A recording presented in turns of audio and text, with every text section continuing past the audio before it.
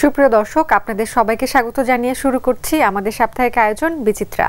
এই অনুষ্ঠানের মাধ্যমে আমরা দেশের ইতিহাস, ঐতিহ্য এবং আমাদের আশেপাশে ঘটে যাওয়া সাংস্কৃতিক ও সামাজিক অঙ্গনের বিভিন্ন খবরাখবর জানিয়ে আসছি আপনাদেরকে।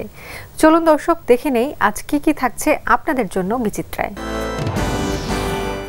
শিল্পকলা একাডেমির মহাপরিচালক হলেন সৈয়দ জামিল আহমেদ। এরপর রয়েছে সংস্কৃতি কর্মীদের উন্মুক্ত আলোচনা। এরপর থাকছে মহাকালের যাত্রা শীর্ষক একটি প্রদর্শনী। আরও রয়েছে মেহফিলি ইনকিলাব শিরোনামে কাওয়ালি সন্ধ্যা। পাশাপাশি থাকছে একটি ফ্যাশন ডিজাইন প্রদর্শনী। সবশেষে দেখব art for aid rebuilding lives শীর্ষক একটি দলীয় চিত্র প্রদর্শনী। শিল্পকলা একাডেমিতে যোগদান করেছেন নতুন মহাপরিচালক, নাট্য নির্দেশক ও শিক্ষক সৈয়দ জামিল আহমেদ। নিয়োগ পেয়ে শিল্পকলায় আসলে তাকে ফুল দিয়ে শুভেচ্ছা জানান কর্মকর্তা, কর্মচারী ও সংস্কৃতিজনেরা।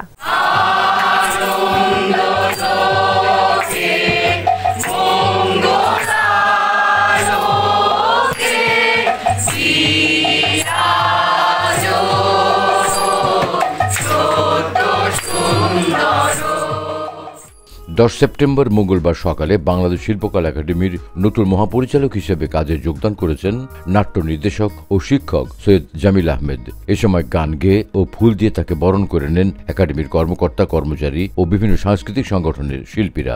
আমি কেবল জয়েন করেছি আজকে, তো আমি একটু বুঝে নিই পরিস্থিতি কেমন আছে ভেতরে। শিল্পকলা এখানেও নিজেদের ভেতরে অফিসারদের সাথে কথা বলি, সাংস্কৃতিক সকল মহলের সাথে কথা বলি, সব অভিযোগ আমরা শুনি কি আছে। আমরা যত দ্রুত সম্ভব, আপনার উপর এটুকু আস্থা রাখেন, যত দ্রুত সম্ভব আমরা খুলে দেওয়ার চেষ্টা করব। কারণ এটা শিল্পকলা একাডেমি যে কারণে হয়েছিল সেই কারণটাই তো করার জন্য আমরা সবাই এসে, এটা যদি না করতে পারি তাহলে কেন শিল্পকলা একাডেমি? আমার এখন যেটা বয়স, সেই বয়স এখন ডিজি হওয়ার বয়স না। আমি এটা নিতে চাইনি, এটা নিয়েছি একটা দায়িত্ববোধ থেকে। সেই দায়িত্ববোধ হচ্ছে এতগুলো তাজা প্রাণ, প্রায় 1000 এবং কতগুলো বাচ্চা ছেলে মারা গেছে, এখনও ছড়ার গুলি খেয়ে আজকে সকালে দেখলাম কাতরাচ্ছে। এদের প্রতি আমাদের সবার একটা দায়বদ্ধতা আছে, আপনাদের আছে, আমার আছে, সকল সাংস্কৃতিক কর্মীর আছে। আমরা সবাই একসাথে কাজ করতে চাই। আমি চাই আপনারা আমাদের সাথে থাকেন, পরামর্শ দেন, চিন্তাগুলো দেন, আমরা কোন দিকে যাব। স্যার সারা জীবনে এত সব অসাধারণ কাজ করেছেন। স্যারের যে গবেষণা, স্যারের যে নির্দেশনাগুলো আছে, স্যারের যে ডিজাইনগুলো আছে, এবং স্যার যেভাবে প্রত্যেকটা কাজ এত খুঁটিয়ে করেন, এত সূক্ষ্মভাবে করেন, এবং স্যার তো একজন পারফেকশনিস্ট, খুব পারফেক্টলি উনি কাজ করেন। কাজের প্রতি এত ডেডিকেশন তার, নিশ্চয়ই স্যার প্রশাসক হিসেবেও সফল হবেন, এটাই আমরা প্রত্যাশা করি। বাংলাদেশ শিল্পকলা একাডেমি ও গ্রুপ থিয়েটার ফেডারেশন সংস্কার সহ নানা দাবিতে উন্মুক্ত মতবিনিময় সভার আয়োজন করে বিক্ষুব্ধ নাট্যকর্মীরা। এতে সংস্কৃতি কর্মীদের অংশগ্রহণে কানায় কানায় পূর্ণ হয়ে ওঠে মহিলা সমিতির মিলনায়তন। 7 সেপ্টেম্বর শনিবার সন্ধ্যায় রাজধানীর বেলি রোডস্থ মহিলা সমিতির ডক্টর নীলিমা ইব্রাহিম মিলনায়তন অনুষ্ঠিত হয় থিয়েটার কর্মীদের উন্মুক্ত আলোচনা। উক্ত আলোচনা নাটক ও সংস্কৃতি ছাড়াও বিভিন্ন বিষয় নিয়ে কথা বলেন নাট্যকর্মীরা।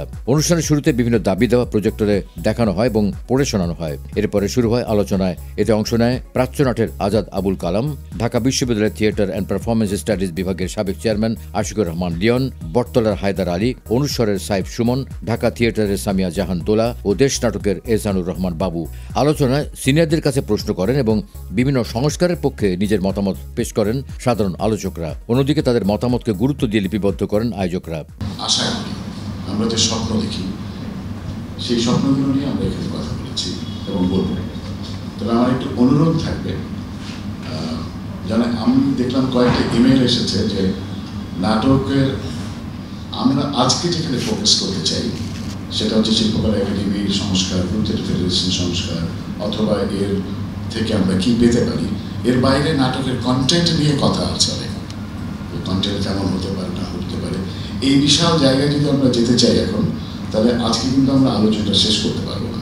বরং আমরা যদি ফোকাস থাকি এবং নির্দিষ্ট করে আমাদের কথাগুলো বলি যেগুলোর সাথে সংস্কার জড়িত এবং যেগুলোর সাথে বৈষম্যহীনতার সম্পর্ক আছে, সেগুলো নিয়ে যদি আলোচনা করি তাহলে বোধহয় আমরা ঠিক জায়গায় থাকতে পারবো।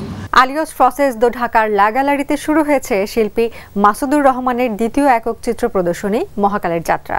প্রদর্শনীর উদ্বোধন করেন ঢাকা বিশ্ববিদ্যালয়ের ইমেরিটাস অধ্যাপক সৈয়দ মঞ্জুরুল ইসলাম এবং বিশিষ্ট শিল্পী মনিরুল ইসলাম।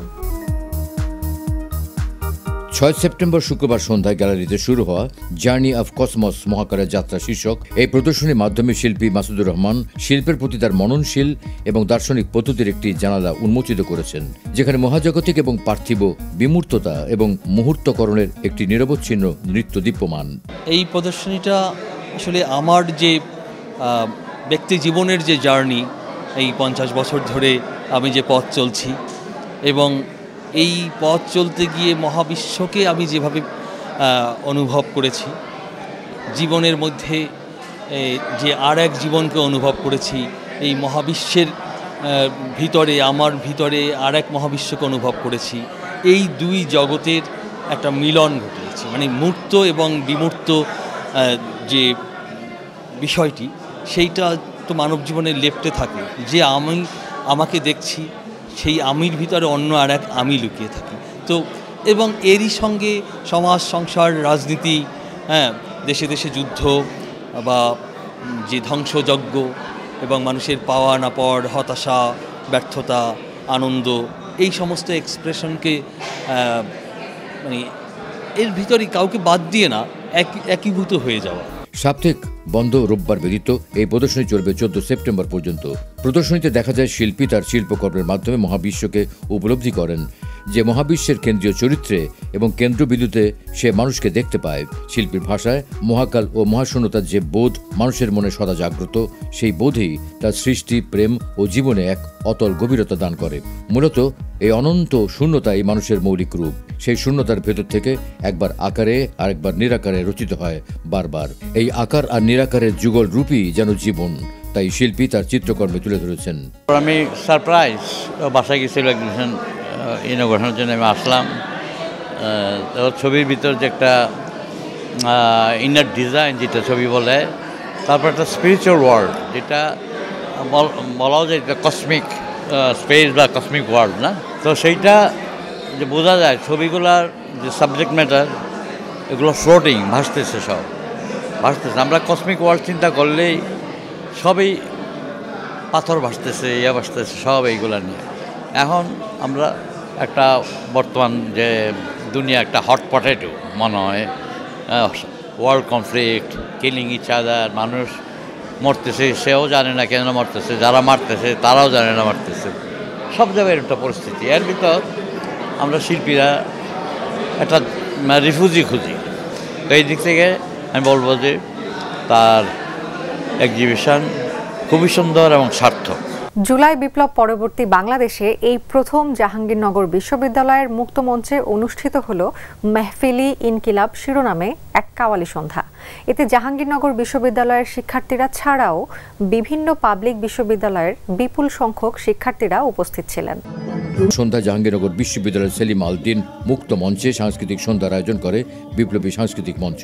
মেহফিল এ ইনকিলাব শীর্ষক এই অনুষ্ঠানটি দেখতে শুধু জাহাঙ্গীরনগর বিশ্ববিদ্যালয়ের শিক্ষার্থীরাই নয়, এখানে উপস্থিত ছিলেন দেশের শীর্ষস্থানীয় বিশ্ববিদ্যালয়ের বিভিন্ন অঙ্গনের ব্যক্তিবর্গরা। ঢাকা বিশ্ববিদ্যালয়, চট্টগ্রাম, রাজশাহী, জগন্নাথ সহ আরও অনেক পাবলিক বিশ্ববিদ্যালয়ের শিক্ষার্থীরা উপস্থিত ছিলেন। বিশ্ববিদ্যালয়ের নবনিযুক্ত উপাচার্য অধ্যাপক কামরুল আহসান, প্রশাসনিক কর্মকর্তা সহ অন্যান্য শিক্ষক বৃন্দরাও। সকলের স্বতঃস্ফূর্ত অংশগ্রহণে আয়োজিত এই সন্ধ্যায় বিপ্লবী সাংস্কৃতিক মঞ্চের সাথে দর্শকদের মাতিয়েছেন ঢাকা ওয়ান এম্পায়ার টিম। এ সময় কাওয়ালি গানের পাশাপাশি বিপ্লবী গান, নজরুল সঙ্গীত, নাতে রসুল সহ বিভিন্ন ধরনের আবৃত্তিতে মুখরিত ছিল পুরো অনুষ্ঠানটি। বাদ্যযন্ত্র আর শিল্পীদের কোরাসে এক ভিন্ন রূপ সৃষ্টি হয়েছিল মুক্ত মঞ্চে। দীর্ঘদিন পর সকল জাবিয়ানদের এই মিলন মেলা ছিল আড়ম্বরপূর্ণ। দর্শকদের উপচে পড়া ভিড় ছিল লক্ষণীয়। সম্প্রতি আরপি সাহা বিশ্ববিদ্যালয়ের ফ্যাশন অ্যান্ড ডিজাইন বিভাগের সেমিস্টার এবং একাডেমিক ফ্যাশন ডিজাইন প্রদর্শনীর আয়োজন করা হয়। প্রধান অতিথি হিসেবে প্রদর্শনীর উদ্বোধন করেন বিশ্ববিদ্যালয়ের উপাচার্য প্রফেসর ডক্টর মনীন্দ্র কুমার রায়।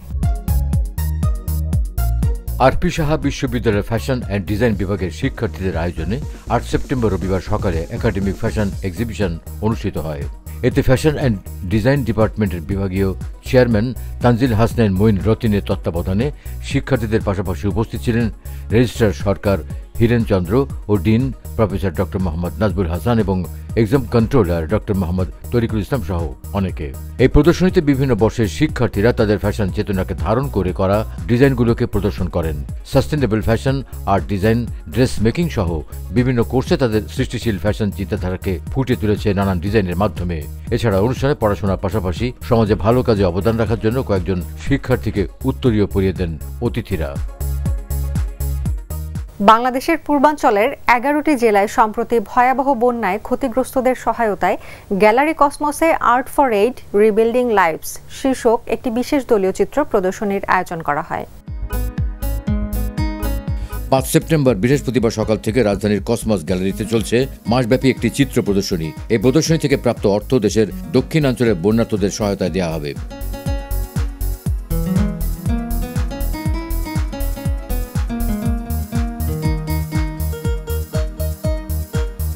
গ্যালারি কসমসের এই বিশেষ শিল্প প্রদর্শনীতে দেশের 24 জন খ্যাতনামা ও তরুণ শিল্পীর অনন্য ও বিশেষ শিল্পকর্ম স্থান পেয়েছে। তারা হলেন কালিদাস কর্মকার, হামিদুজ্জামান খান, বীরেন সোম, অলকেশ ঘোষ, আব্দুস শাকুর শাহ, ফরিদা জামাল, জামাল আহমেদ, রোকেয়া সুলতানা, শিশির ভট্টাচার্য, আহমেদ শামসুদ্দোহা, শেখ আফজার হোসেন, কনকচাপা চাকমা, মোহাম্মদ ইকবাল সহ আরও অনেকে। শিল্পরসিক সকল দর্শকদের জন্য উন্মুক্ত gallery cosmos art for aid rebuilding lives শীর্ষক প্রদর্শনী চলবে আগামী 5 অক্টোবর পর্যন্ত।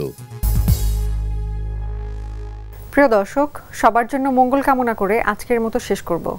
ইতিহাস, ঐতিহ্য সহ সামাজিক ও বিনোদন জগতের খবরাখবর নিয়ে আমি বৃষ্টি আগামী সপ্তাহে আবারও আপনাদের সামনে হাজির হব। ততদিন পর্যন্ত সবাই ভালো থাকুন, নিরাপদে থাকুন আর থাকুন বাংলা ভিশনের সাথেই।